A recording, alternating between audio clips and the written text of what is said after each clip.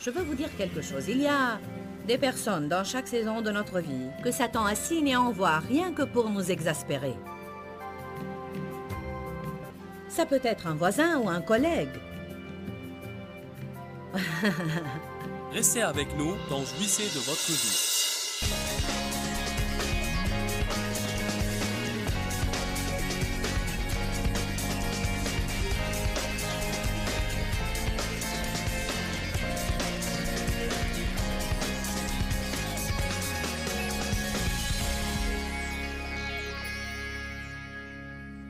Est-ce que Satan a jamais embêté quelqu'un ici? Juste un petit peu, plusieurs fois par jour, n'est-ce pas? J'aimerais vous parler, au commencement de mon message, à propos des tactiques d'exaspération de Satan. Comment Satan essaye toujours de nous épuiser, de nous lasser, de nous affaiblir, de nous fatiguer, pour que nous lâchions et nous nous rendions. Peut-être vous avez lu ces versets ou peut-être vous ne les aviez jamais remarqués, mais ils confirment ce que je dis. Daniel 7, 25 dit « Il proférera des paroles contre le Très-Haut et mettra à l'épreuve les saints du Très-Haut. » Deux choses que Satan essaiera de faire. C'est proférer des paroles contre Dieu, dire des mensonges à propos de Dieu. Il ne t'aime pas, il ne te viendra pas en aide. Ou il entendait ce qu'il a dit pour tous sauf pour toi. Il essaiera toujours de vous épuiser. J'ai eu une de ces expériences épuisantes cet après-midi après la réunion matinale. Qu'est-ce qui s'est passé? Bien, on a été à un bon restaurant et tout était bien sauf que c'était horriblement lent. Ce qui n'est pas bon pour moi parce que il faut que je rentre pour étudier. J'aime prendre une petite sieste. Mais j'ai dû rester et dédicacer des livres, puis j'avais un rendez-vous d'affaires. Avez-vous jamais remarqué que quand on n'a pas beaucoup de temps, tout a l'air de prendre un temps fou? Tout était vraiment inhabituellement lent. Alors nous avons quitté et sommes rentrés à notre chambre d'hôtel. J'avais exactement 2 heures et j'allais passer 1 heure à étudier et 1 heure à me reposer. Mais nos clés ne voulaient plus fonctionner dans la chambre d'hôtel. Aucune clé ne marchait. Elle fonctionnait hier soir. Elle fonctionnait ce matin. Mais d'une manière ou d'une autre, ces hôtels aiment changer les serrures quand on sort. Et personne n'avait l'air de savoir ce qui se passait, mais on a dû attendre avant de rentrer. On est rentré dans la chambre et j'avais besoin d'eau chaude pour quelque chose. Alors j'ai ouvert l'eau chaude dans l'évier. Et un peu plus tard, j'ai entendu ce qui m'a semblé être le son d'eau qui débordait. L'évier était bouché. Et l'eau débordait de l'évier sur le marbre, sur mes produits de beauté, sur mes brosses, sur toutes mes affaires et jusqu'à par terre. Alors j'ai dû essuyer le parterre et nettoyer mes affaires. J'ai fini avec mes études et je me suis étendue. Je suis un peu en retard, mais j'avais toujours 45 minutes pour me reposer. Je me suis étendue dans le lit et la sirène d'alarme a retenti dans l'hôtel.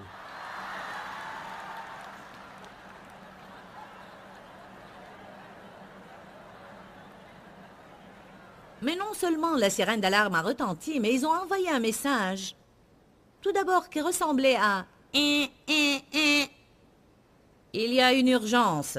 Il y a possibilité d'urgence à l'hôtel. Ne prenez pas les ascenseurs et n'utilisez pas les cages d'escalier. Nous allons nous assurer de cela et nous vous tiendrons au courant. Ne sortez pas dans les couloirs ou dans les cages d'escalier. Et ça recommençait et recommençait et recommençait. Pour 30 minutes, nous avons entendu le même message exaspérant. C'est arrivé dans votre hôtel aussi? Et vous étiez dans un autre hôtel? Oh mon Dieu! Vous comprenez ce simple fait? Ma fille est en train de dire c'est arrivé dans notre hôtel aussi.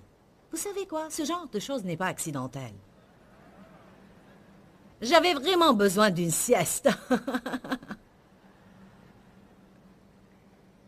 les tactiques éprouvantes de Satan. Il y a tellement de choses pareilles qui se passent dans nos vies. Mon expérience aujourd'hui a été évidente. Mais il y a une chose que vous devez comprendre. Écoutez-moi bien, parce que pour certains d'entre vous, ceci peut être un des messages les plus importants que vous ayez entendus depuis longtemps. Je vais partager avec vous quelques expériences que j'ai vécues pendant les 18 mois passés, et c'est des expériences que je n'ai pas beaucoup partagées avec les autres. En réalité, j'ai subi une attaque et... Maintenant, je réalise que c'était juste après le début de mon apparition télévisée en Inde. Il faut que vous compreniez que quand vous avancez spécialement contre le royaume des ténèbres et vous faites quelque chose pour le royaume de Dieu, Satan n'aime pas ça. Amen. Chaque personne qui veut achever ce qu'elle a commencé pour Dieu doit être prête à tenir bon, surtout durant les attaques qui vont sûrement venir. Une des choses que Satan essaye de faire est d'utiliser un principe appelé gradualisme pour nous éprouver. En d'autres termes, un peu par-ci, un peu par-là, un peu par-ci, un peu par-là, un petit mensonge, un autre petit mensonge, un autre petit mensonge, un autre petit mensonge, un autre petit mensonge. Parfois, c'est tellement graduel que vous ne réalisez même pas ce qui se passe. Et avant de vous en rendre compte, vous avez un problème et vous ne savez pas comment. Vous ne discernez pas que c'est Satan. Alors vous pensez, qu'est-ce qui ne va pas en moi? Ou même pire encore, parfois vous commencez à blâmer les autres personnes. Si tu ne faisais pas ça, je ne me sentirais pas comme ça. Et si tu ne faisais pas ça? Parfois, les attaques de Satan arrivent soudainement, mais souvent, ils sont bien graduels et lents. Satan a un plan. Mais souvent, on ne le remarque pas parce qu'une grande partie de son plan, en fait, consiste à lasser les saints. Éprouver veut dire réduire petit à petit. Un peu cette minute-ci, et un peu la minute d'après, un peu aujourd'hui, et un petit peu plus le lendemain. L'épuisement est presque imperceptible. Les gens n'en sont pas conscients. Et pourtant, le résultat final est là, vous êtes épuisé. Vous êtes maintenant prêt à tout quitter, prêt à vous rendre, à tout lâcher, et vous ne savez même pas comment vous en êtes arrivé là. Vous n'avez plus de force ni de vision, et c'est vraiment dur de ne pas avoir de vision. Écoutez-moi, nous devons avoir une vision pour l'avenir. Même si votre vision se limite à nettoyer votre armoire, il faut l'avoir. Il faut quelque chose vers lequel vous tendez. Nous sommes un peuple qui doit avoir une vision. Sans vision, le peuple dépérit. Ils n'ont plus rien qui les incite, rien vers lequel ils tendent.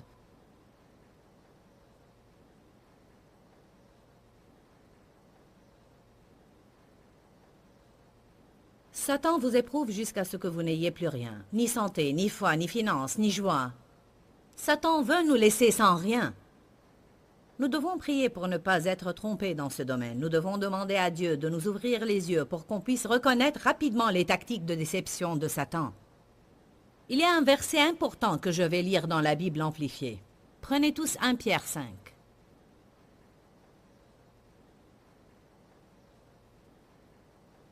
J'ai repéré ce verset au début de mon cheminement avec Dieu. Il m'a aidé souvent dans ma vie et je prie que si vous n'avez jamais lu ce verset, qu'il soit imprégné dans votre vie.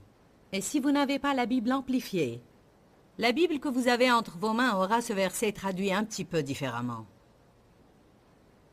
Alors écoutez-moi. 1 Pierre 5,8. Soyez bien équilibrés, tempérés et sobres. Soyez vigilants et attentifs en tout temps. En tout temps, pas de temps en temps, mais en tout temps. Car votre parti adverse, le diable, rôde tout comme un lion, affamé et rugissant, cherchant quelqu'un qu'il pourra dévorer. Bien. Ceci me confirme que le diable ne peut pas dévorer n'importe qui. Il cherche quelqu'un qu'il pourra tromper et leurrer. Nous permettons à Satan de le faire par notre manque de connaissances. Et souvent par notre paresse. Parfois, nous endurons Satan plus longuement que nous devrions.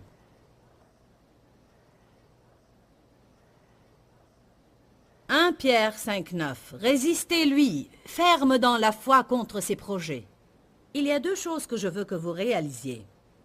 Le manque d'équilibre ouvre une porte à Satan pour vous attaquer dans votre vie.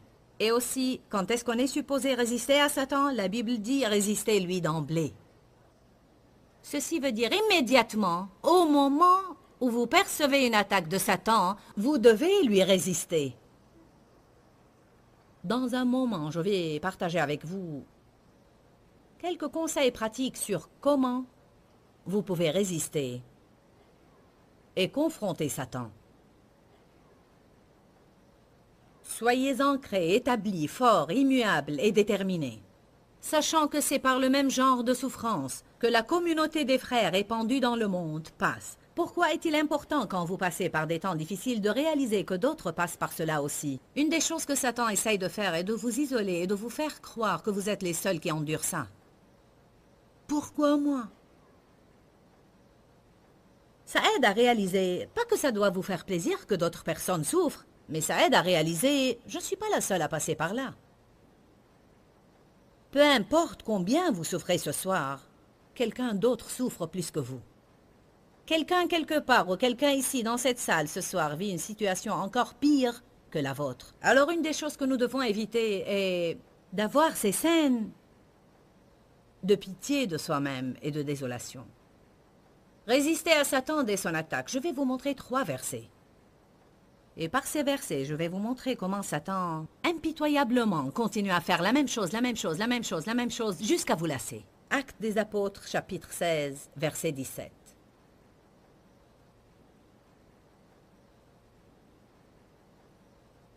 Acte 16, on va lire à partir du verset 16. Quand est-ce que Satan vous attaque? Quand vous essayez de faire quelque chose de bon. Satan vous attaquera quand vous faites quelque chose de bon et quand vous faites quelque chose de mauvais.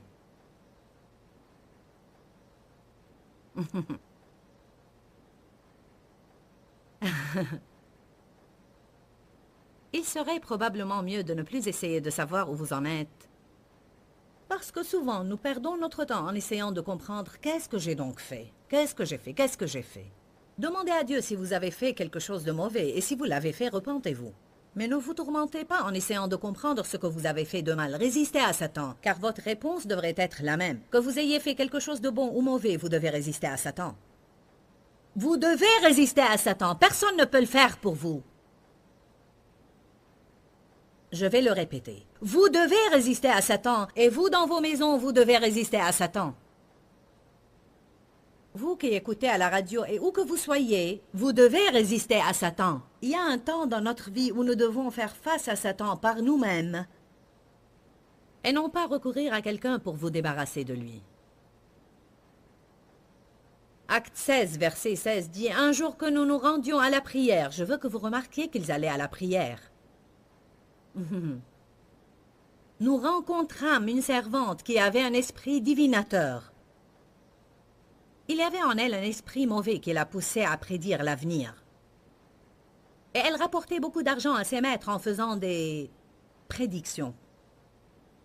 Et elle se mit à nous suivre, Paul et nous, en criant à voix haute. « Ces gens-là sont des serviteurs du Dieu Très-Haut. Ils viennent pour vous annoncer la voie du salut. » Ce que je trouve vraiment intéressant est que ce qu'elle disait était vrai. Mais c'était quand même irritant parce qu'elle avait un esprit mauvais. Avez-vous jamais été dans la présence de quelqu'un qui disait la vérité, mais malgré ça, il vous irritait? Vous savez, nous devons apprendre à donner plus d'attention au discernement que Dieu nous donne en notre fort intérieur et pas toujours regarder aux choses avec la raison. Nous avons engagé des gens dans le ministère qui étaient, je veux dire, ils ont toutes les qualifications. Ils disent exactement ce qu'il faut, mais pour une raison donnée, je ne suis pas tranquille. Au début, vous avez un peu la hantise de faire confiance à ça parce que vous ne voulez pas refuser quelqu'un simplement parce que vous avez un pressentiment. Mais j'ai appris avec les années que je dois lui faire confiance. Je ne sais pas si Paul a attendu bien des jours parce qu'elle disait la vérité, ou peut-être pour autre chose. Mais pour quelque raison, il ne l'a pas confrontée directement. Verset 18. Elle fit ainsi pendant bien des jours. Je veux que vous réalisiez que, quand Satan décide de vous aggraver, Il continuera, et continuera, et continuera, et continuera, et continuera, et continuera, jusqu'à vous lasser. Faites attention. Et elle fit cela pour bien des jours. Finalement, Paul, irrité, excédé et exaspéré. J'avais dit que j'allais vous parler des tactiques d'exaspération de Satan. Satan a envoyé cette fille. Nous pourrions simplifier cela et dire pour l'exaspérer. Je veux vous dire quelque chose. Il y a des personnes dans chaque saison de notre vie que Satan assigne et envoie rien que pour nous exaspérer. Ça peut être un voisin ou un collègue.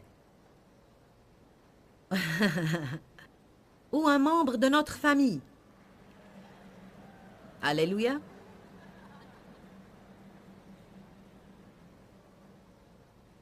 Le but de Satan, c'est de nous exténuer, mais je crois que souvent Dieu permet cela parce que c'est à travers ces expériences que nous développons un caractère divin.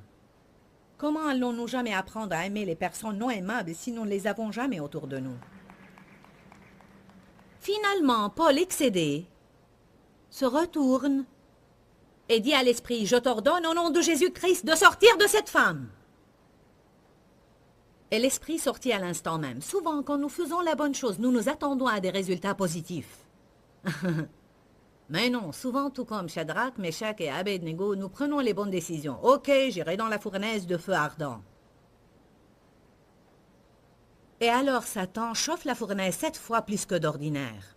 Est-ce que ce n'est pas irritant quand vous faites la bonne chose et votre situation empire? Allez!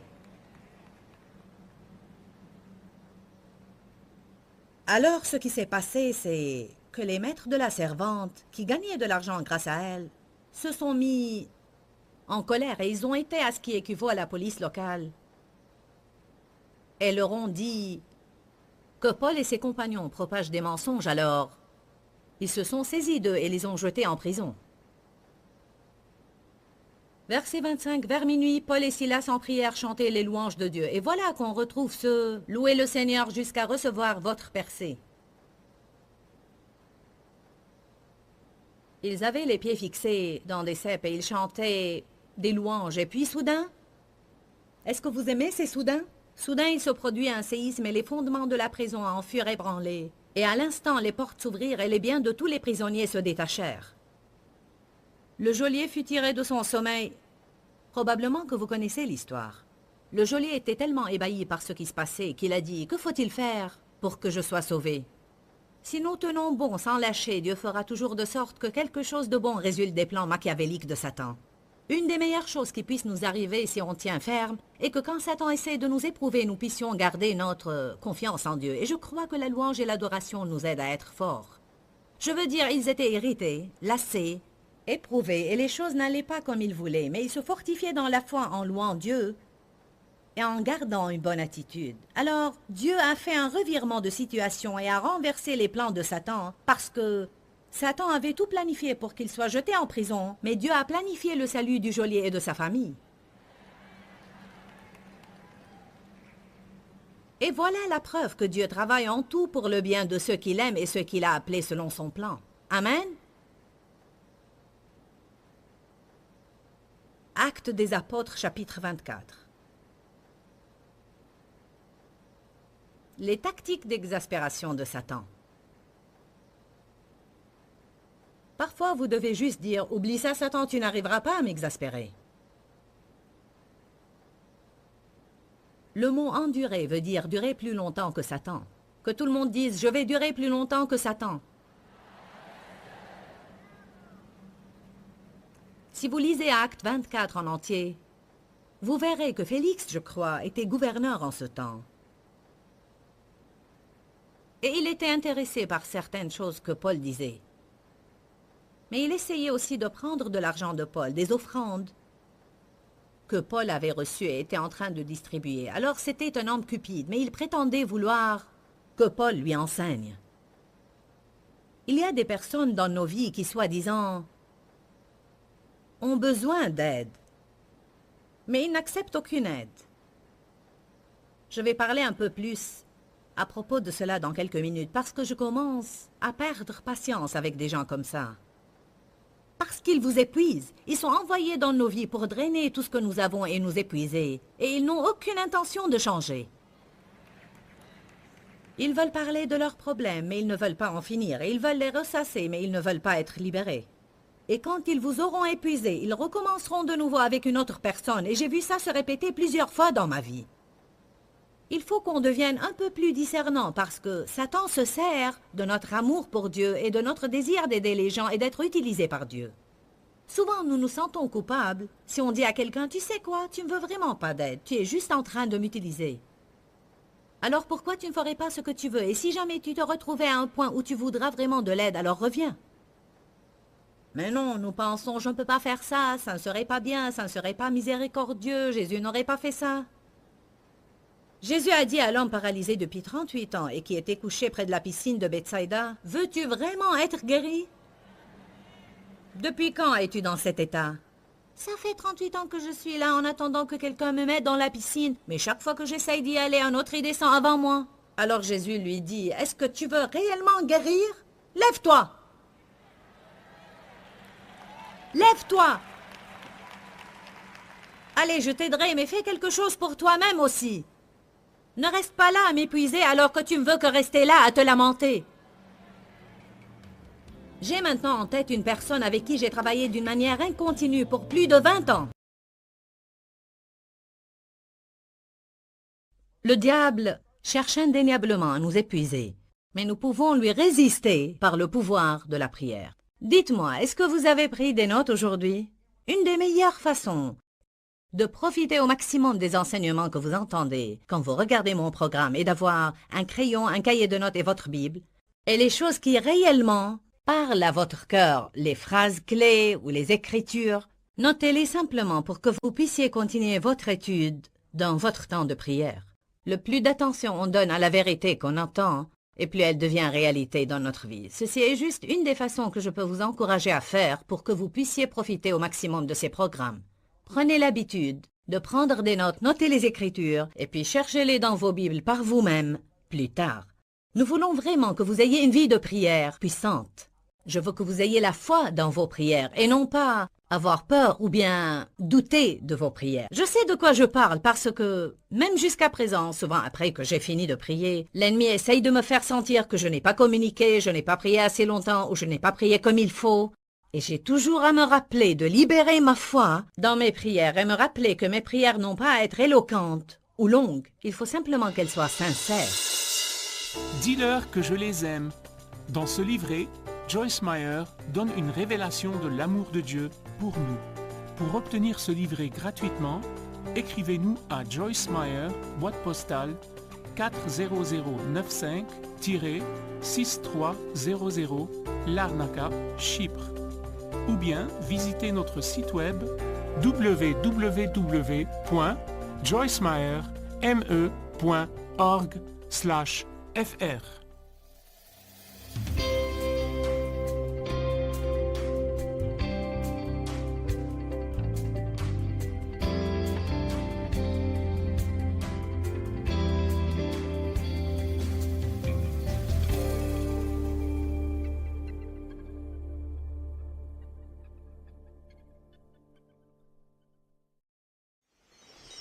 Les armes de notre combat ne sont pas charnelles, mais elles sont puissantes par Dieu. Nous devons mettre plus de foi dans le nom de Jésus, et plus de foi dans le sang, et plus de foi dans la parole que dans n'importe quoi d'autre. La parole, le nom, le sang. Restez avec nous dans Jouissez de votre vie.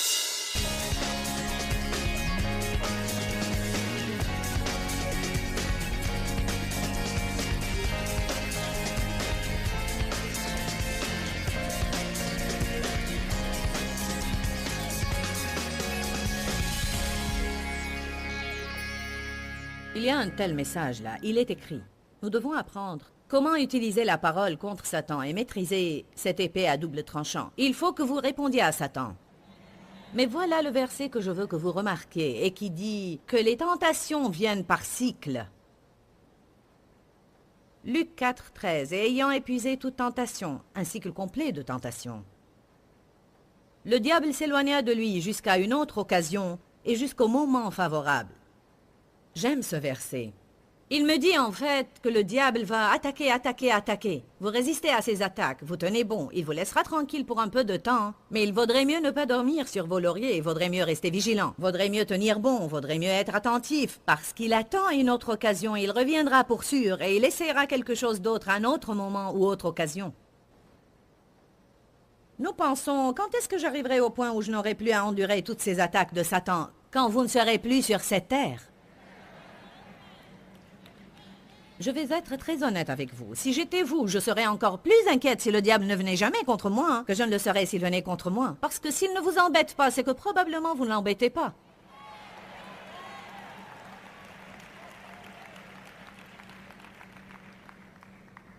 Amen.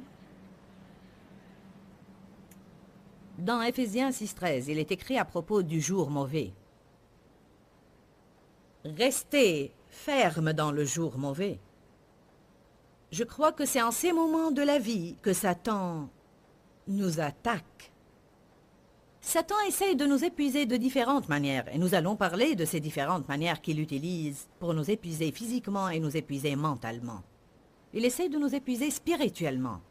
Nous allons parler de ces tactiques dans un instant, mais premièrement, je veux vous parler à propos de quelques-unes de nos armes.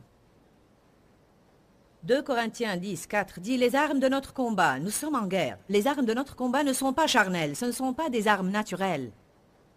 Mais elles sont puissantes par Dieu. Nous avons des armes, mais ce sont des armes spirituelles. Tout d'abord, vous avez à apprendre comment résister à Satan. Vous lui résistez avec votre volonté, mais aussi vous devez le faire verbalement. La Bible dit dans Jacques 4, 7, « Soumettez-vous à Dieu, résistez au diable et il fuira loin de vous. » Il n'y a pas de raison d'essayer de résister au diable si vous allez continuer à désobéir sciemment dans votre vie. Une désobéissance intentionnelle et consciente. Vous ne pouvez pas prendre autorité sur Satan si vous vivez dans le péché. Nous péchons tous et nous faisons de mauvaises choses. Mais je parle de quand vous êtes conscient de ce que vous faites. Vous avez une révélation, le Seigneur vous a confronté et vous ne voulez pas vous rendre. Soumettez-vous à Dieu, et si vous croyez que vous faites du mieux que vous puissiez faire, quand Satan vient contre vous, vous devez parler et dire « Je te résiste, Satan ». Dans le nom de Jésus. Nous avons besoin d'une mini-leçon ici sur la puissance qui est dans le nom de Jésus. Il lui a été donné un nom qui est plus haut et qui est au-dessus de tout autre nom pour qu'au nom de Jésus, tout genou fléchisse dans les cieux, sur la terre et sous la terre. Il y a une puissance dans ce nom. Vous devez connaître la puissance de ce nom et vous devez connaître la puissance qui est dans le sang. Allez à Exode 12. Exode 12 est à propos de la Pâque. Je ne vais pas vous lire tout le chapitre, mais vous devriez le lire à partir du verset 1 jusqu'à arriver au verset 13. Je vais juste vous raconter l'histoire. L'ange de la mort allait passer et traverser toute l'Égypte, et tous les premiers-nés de chaque maison allaient mourir. Mais Dieu a dit à Moïse, à Aaron et à son peuple, si vous prenez le sang d'un agneau et vous le mettez sur les montants et le linteau de toutes vos maisons, quand l'ange de la mort passera, il passera outre et toute personne qui se trouve dans votre maison sera épargnée. Je pourrais vous prouver par les Écritures. Je ne vais pas prendre le temps de le faire et je suis sûr que vous me faites confiance quand je vous dis que Jésus est maintenant notre agneau de la Pâque. Il a versé son sang. Je ne crois pas qu'on profite du sang de Jésus aujourd'hui comme il faudrait. Je voudrais vous suggérer ce soir que s'il pouvait mettre le sang sur toutes les portes qui pourraient donner accès à l'ennemi dans leur vie, alors nous aussi, nous devons par la foi, dites par la foi, nous devons mettre le sang sur nos vies et fermer toutes les portes que Satan voudrait utiliser pour nous attaquer. Pensez seulement à tout ce qu'ils ont eu à faire. Je veux dire, ils devaient tuer un agneau, écorcher l'agneau, drainer son sang dans une sorte de bac, prendre un essuie ou un bout de tissu ou quelque chose avec lequel prendre ce sang et puis le mettre partout dans la maison. Ce devait être vraiment sale. Mais ils l'ont fait, et l'ont fait par la foi parce que Dieu le leur avait dit. Ça devait sûrement leur sembler bizarre. Ça devait paraître étrange. C'était quelque chose qu'ils n'avaient jamais fait auparavant et auquel ils n'étaient pas habitués. Nous devrions arrêter d'essayer de comprendre le pourquoi des choses et faire juste ce que Dieu nous demande de faire. Ce n'est pas différent de quand Dieu a dit à Noé de construire l'arche, etc., etc. Je crois qu'ils avaient eu à le faire physiquement, mais je crois que nous pouvons le faire par la foi. Appliquer le sang de Jésus dans nos vies par la foi. Peut-être vous n'avez jamais fait ça, ou que personne ne vous a jamais appris cela. Mais je crois qu'il y a une puissance dans le sang, et comme nous libérons la puissance qui est dans le nom de Jésus en proclamant le nom de Jésus, comme nous libérons la puissance qui est dans la parole en proclamant cette parole, je crois qu'il faut qu'on libère la puissance qui est dans le sang de Jésus en disant « J'applique le sang de Jésus-Christ sur ma vie et je crois que je suis protégé tant que je suis sous son sang. » Il y a un chant que nous chantons intitulé « Je suis sous le sang de l'agneau ». Je suis sous le sang de l'agneau. Et nous avons aussi un autre chant intitulé « Couvert par le sang ». Pensez à ça. Souvent, quand je vais pour prier, comme les prêtres de l'Ancien Testament, avant de rentrer dans le Saint des Saints, ils devaient tremper un bouquet d'hysope qui ressemblait à une serpillière dans le sang et ils rentraient en aspergeant ce sang sur tout. En résumé, le sang devait aller au-devant d'eux pour purifier tout avant qu'ils puissent rentrer. Vous savez quoi? Nous n'avons pas le droit d'entrer dans la présence de Dieu, un Dieu saint. Nous n'avons pas le droit d'aller directement au trône et commencer à voir nos besoins satisfaits, excepté par le sang de Jésus. Souvent, quand je prie, je dis « Dieu, je te remercie pour le sang et je te demande de me purifier de nouveau dans le sang de Jésus. Et en rentrant dans ta présence, je te remercie parce que je suis justifié par le sang. » Je veux vous dire que je ne veux pas paraître dur, mais il nous faut aussi être imbibés de sang alors que nous rentrons dans la présence de Dieu. Mais nous le faisons par la foi. Vous êtes avec moi ce soir? Le sang précieux. Vous ne vous appartenez pas, vous avez été acheté pour un prix. La Bible dit très précieux, le sang de Jésus. Nous avons un CD de musique dans lequel tous les chants sont à propos du sang de Jésus. Et je l'ai fait exprès aussi parce que Dieu m'a parlé il y a au moins 10 ans de cela et a dit « Les gens ont besoin de mémoriser des chants et des versets sur le sang dans leur cœur pour que quand l'ennemi les attaque, ces paroles ressortiront d'eux et les fortifieront. » On a eu un témoignage qui nous a été envoyé concernant ce CD et je n'ai qu'à croire que c'est la vérité. Je n'étais pas là-bas pour le voir, mais pourquoi cette femme prendrait la peine de nous appeler si ce n'était pas vrai?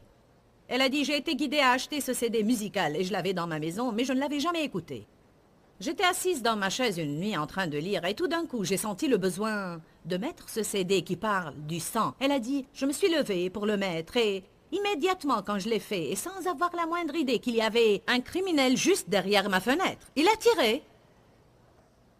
Exactement là où j'étais assise. Le coup a touché quelque chose dans la chaise, et puis il a rebondi pour toucher l'homme qui avait tiré le coup. Elle a dit, si ce n'était le fait que j'avais ce CD sur le sang de Jésus dans ma maison, j'aurais pu être morte maintenant.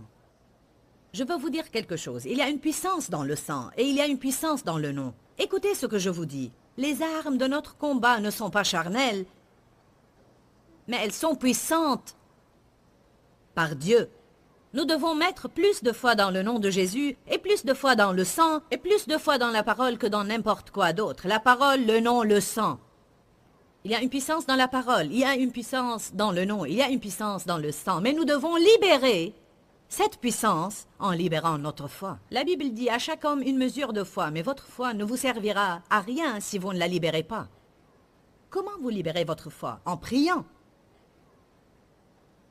J'ai prié ce soir pour que vous soyez guéris, parce que j'ai senti que si je priais et je libérais ma foi, Dieu peut faire des miracles dans nos corps. Et je crois qu'il y a des gens ici ce soir qui avaient mal quelque part quand ils sont venus. Peut-être une douleur que vous avez eue pour longtemps. Et après notre prière, cette douleur est partie et vous ne l'avez plus maintenant. Qui a expérimenté ça aujourd'hui? Regardez-moi ça un peu partout. Mettez-vous debout si c'est ce que vous avez expérimenté. Allez, je veux que les caméras puissent vous filmer pour que ceux qui nous regardent puissent voir que la parole de Dieu est vraie. Quand vous libérez votre foi, la douleur disparaît. Nous devons libérer notre foi. Nous devons dire « Je te résiste, Satan ». J'élève haut le nom de Jésus-Christ. Je viens contre toi. Vous voulez vraiment enrager Satan et le faire fuir, ramener à sa mémoire la croix et sa défaite à la croix. Laissez-moi vous lire un verset. Vous devez le connaître, vous devez l'avoir.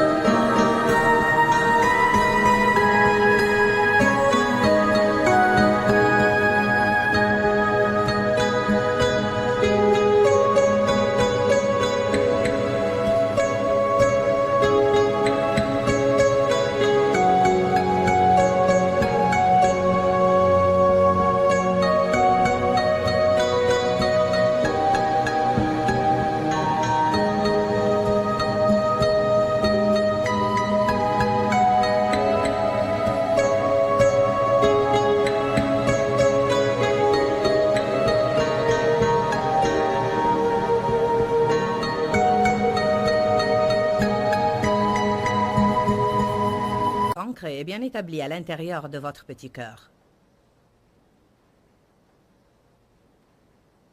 Colossiens 2,15. Dieu a dépouillé les principautés et les puissances qui s'étaient unies contre nous et les a données en spectacle publiquement à la face du monde en les traînant dans son cortège triomphal par le pouvoir de la croix. Vous devez ramener à la mémoire de Satan Jean 4,4. Celui qui est en vous est plus grand que celui qui est dans le monde. Aucune arme formée contre moi ne saurait être efficace, mais toute langue qui m'accuserait en justice, tu la confondras et la feras condamner. Nous devons faire ce que Jésus a fait et qui est écrit dans Matthieu chapitre 16. Quand l'ennemi a utilisé un ami très proche, Pierre, pour essayer de prévenir Jésus de faire la volonté complète de Dieu. Vous savez que l'ennemi utilisera quelques-unes des personnes qui vous aiment le plus parfois pour essayer de vous empêcher de continuer avec Dieu. Ils n'ont pas l'intention de vous faire du mal, ils ne savent simplement pas ce qu'ils font. Parce que Dieu vous parlera à vous, mais n'a pas nécessairement à leur parler à eux. Alors ils ne comprennent pas ce que vous faites. Ça n'a aucun sens pour eux, alors ils essaient de vous empêcher de faire la volonté de Dieu. Quelques-uns ont besoin d'entendre ça aujourd'hui. Quand vous êtes nés de nouveau, les personnes qui sont montées contre vous le plus étaient les membres de votre famille. Qui est monté contre Jésus? Les membres de sa propre famille. Ses propres frères ont pensé qu'il était fou, un lunatique. Satan essaiera de vous frapper là où ça fait le plus mal. Il vous frappera dans le domaine de vos émotions. Il ne viendra pas contre vous à travers quelqu'un qui n'a aucune importance pour vous, mais il viendra contre vous là où ça fait mal. Pourquoi? Parce qu'il ne veut pas que vous progressiez. Il a peur de vous. Vous êtes nés de nouveau, baptisés dans le Saint-Esprit, et vous recevez une vision, et vous devenez dangereux pour le royaume des ténèbres.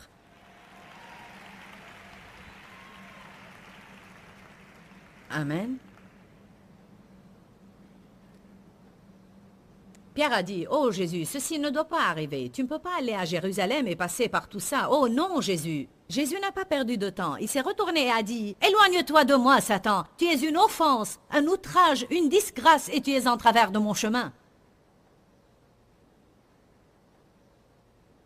Nous avons à lutter contre les principautés, les puissances et les régisseurs de ce monde de ténèbres.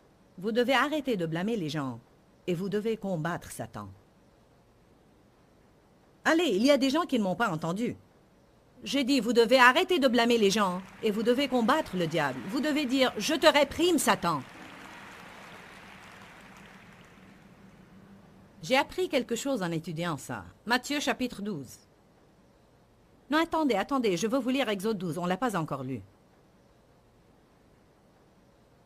Exode chapitre 12, versets 12 et 13. Cette nuit-là, je parcourais l'Égypte et frapperai tous les premiers-nés dans le pays d'Égypte, tant hommes que bêtes, et de tous les dieux d'Égypte, des minuscules. Je ferai justice, démontrant leur incapacité, moi le Seigneur, Dieu. Verset 13. Le sang sera pour vous un signe sur les montants et le linteau des maisons où vous vous tenez. En voyant ce signe, c'est-à-dire le sang, je passerai outre, et vous échapperez ainsi au fléau destructeur lorsque je frapperai le pays d'Égypte. S'il pouvait le mettre là-bas, avec un balai, pourquoi est-ce que je ne pourrais pas le mettre sur ma vie par la foi? Amen. Il y a quelque chose qui s'est passé dans ma vie, graduellement, pendant les 18 mois passés, et je réalise que ça a vraiment commencé quand j'ai commencé mon programme télévisé en Inde. Mais on ne fait pas toujours la liaison. Allez. Je regarde en arrière et je réalise que quand Dieu m'a appelé à son service, j'étais plutôt saine physiquement. Et il est presque risible comment pour les 10 années suivantes, j'ai subi des attaques sur différentes parties de mon corps. Pas que ceci m'ait empêché de faire quoi que ce soit, mais suffisamment pour m'aggraver, suffisamment pour m'épuiser, suffisamment pour me rendre difficile d'aller faire ce que Dieu m'a demandé de faire, suffisamment pour que j'aie à pousser et lutter chaque jour.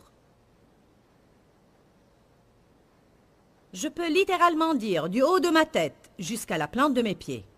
Je veux dire, j'avais des maux de tête, j'avais des migraines, j'ai commencé à avoir des problèmes de sinus. J'ai commencé à avoir des problèmes d'hormones. J'ai commencé à avoir des problèmes strictement féminins. Il m'a même envoyé un problème sérieux. J'ai eu un cancer au sein. Vous dites, ceci n'est pas logique. Si tu es une femme de foi, pourquoi devrais-tu passer par tout ça? Parce que le diable est réel. Et il est vil. Et parfois, nous ne savons pas vraiment comment nous protéger nous-mêmes. Je ne sais pas, peut-être que parfois nous n'avons même pas assez de personnes qui prient pour nous, pour notre protection. Je n'essaie pas de tout comprendre. Tout ce que je sais, c'est que j'ai beaucoup appris à propos de tout ça. Je ne peux même pas vous dire combien de personnes viennent travailler avec nous. Et là, différentes choses commencent à se passer. Pourquoi? Parce que le diable veut les faire fuir. Je crois bien que dès que Charlie et Gilles ont commencé avec nous, Charlie a commencé à avoir des problèmes de dos. Est-ce que tu avais ce genre de problème avant que tu te joignes à nous? Pas autant. Il est venu et il a commencé à avoir des spasmes au dos et autre chose. Vous ne réalisez pas les problèmes par lesquels passent et ont à endurer les gens qui vous servent. Vous pensez que vous seul passez par un problème.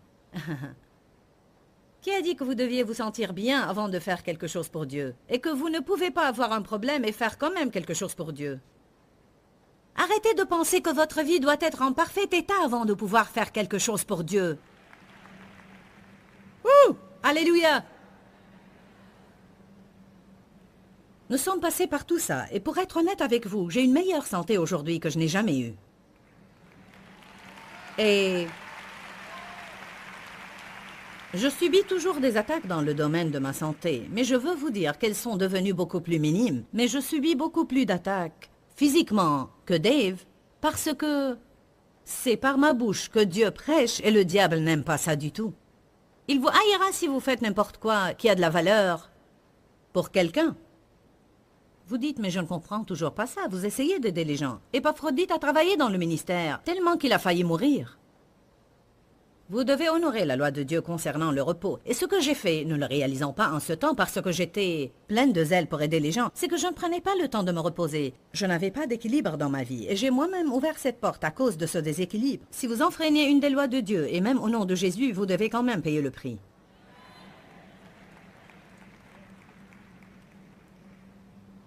Puis je suis passée par des problèmes il y a 18 mois de cela auxquels je n'étais pas accoutumée. J'ai senti que je voulais tout lâcher. Je ne suis pas une personne qui se rend. Je suis très dogmatique. J'ai subi cette attaque dans mes pensées et dans mes émotions. Je me réveillais pendant la nuit et je pensais, je ne peux plus continuer. Puis je pensais, si je peux, j'aime ce que je fais. Je suis appelée à le faire. Bien sûr que je vais le faire. Qu'est-ce que je peux faire d'autre? Mais ces pensées me venaient jour après jour après jour. J'avais beaucoup de pensées qui étaient tellement folles et je n'osais même pas le dire à qui que ce soit parce que je pensais qu'ils allaient croire que j'avais perdu la tête. J'avais des sentiments différents. C'était comme chaque fois que Dave faisait la moindre chose qui me gênait, elle me gênait 100 fois plus qu'elle ne l'a jamais fait auparavant. Allez maintenant, ne me dites pas que vous ne passez pas par ça. Je partage cela avec vous pour vous aider. Je veux que vous compreniez que vous n'êtes pas les seuls qui passent par ces choses. Je ne sais même pas comment vous expliquer comme c'était difficile. J'ai essayé de le dire aux membres de ma famille à différents moments. Mais j'ai dit, je ne suis jamais passée par rien de pareil dans ma vie. C'était horrible. Je me réveillais en pleine nuit et l'ennemi m'attaquait dans mes pensées. Je me réveillais le matin et l'ennemi m'attaquait. Et tout ce temps, je continuais à faire ce que je faisais. Et j'allais mieux quand je prêchais qu'à aucun autre moment. Parce que quand la parole sortait de ma bouche, je n'entendais plus les mensonges de Satan. Je me suis réveillée un matin tôt vers 4 ou 5 heures pour aller aux toilettes et les idées me revenaient. Et j'y pensais, mon Dieu, quand est-ce que ça finira? Qu'est-ce qui ne va pas en moi? Puis j'ai pensé, peut-être j'ai ouvert des portes quelque part. Ou peut-être bien que j'ai un péché dans ma vie et j'ai ouvert une porte quelque part. Vous savez, vous commencez à avoir toutes sortes de pensées. Et tout d'un coup, Dieu m'a parlé avec le mot sorcellerie. Il a dit, tu es attaqué par la sorcellerie. Bien, j'ai compris le message. Je me suis mise debout et j'ai dit à voix haute, j'applique le sang de Jésus-Christ dans ma vie. Je mets le sang sur ma pensée, je mets le sang sur mes émotions, je mets le sang partout sur ma volonté. Et Satan, écoute ça, je ne vais pas me rendre. Je ne vais pas laisser tomber et je ne vais pas lâcher parce que je suis une femme pleine de volonté qui continuera jusqu'au bout. Je mets le sang de Jésus sur mon mariage, je mets le sang sur mes finances, je mets le sang sur mes enfants. Le diable cherche indéniablement à nous épuiser. Mais nous pouvons lui résister par le pouvoir de la prière. Dites-moi, est-ce que vous avez pris des notes aujourd'hui? Une des meilleures façons de profiter au maximum des enseignements que vous entendez quand vous regardez mon programme est d'avoir un crayon, un cahier de notes et votre Bible, et les choses qui réellement parlent à votre cœur, les phrases clés ou les écritures, notez-les simplement pour que vous puissiez continuer votre étude dans votre temps de prière. Le plus d'attention on donne à la vérité qu'on entend, et plus elle devient réalité dans notre vie. Ceci est juste une des façons que je peux vous encourager à faire pour que vous puissiez profiter au maximum de ces programmes. Prenez l'habitude de prendre des notes, notez les écritures, et puis cherchez-les dans vos Bibles par vous-même plus tard. Nous voulons vraiment que vous ayez une vie de prière puissante. Je veux que vous ayez la foi dans vos prières, et non pas avoir peur ou bien douter de vos prières. Je sais de quoi je parle parce que, même jusqu'à présent, souvent après que j'ai fini de prier, l'ennemi essaye de me faire sentir que je n'ai pas communiqué, je n'ai pas prié assez longtemps ou je n'ai pas prié comme il faut. Et j'ai toujours à me rappeler de libérer ma foi dans mes prières et me rappeler que mes prières n'ont pas à être éloquentes ou longues. Il faut simplement qu'elles soient sincères. Dis-leur que je les aime. Dans ce livret, Joyce Meyer donne une révélation de l'amour de Dieu pour nous. Pour obtenir ce livret gratuitement, écrivez-nous à Joyce Meyer, boîte postale 40095-6300 Larnaca, Chypre. Ou bien visitez notre site web www.joycemeyer.org/fr.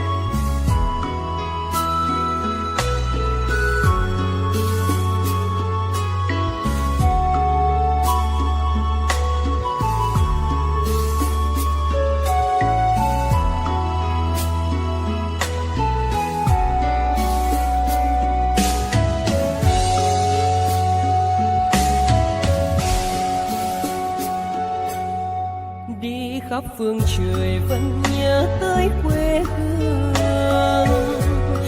Người về đây thăm làng trù quê mẹ và làng sen quê cha, xúc động bồi hồi người rơi giọt lệ, thương mái nhà tranh thương đất mẹ nghèo.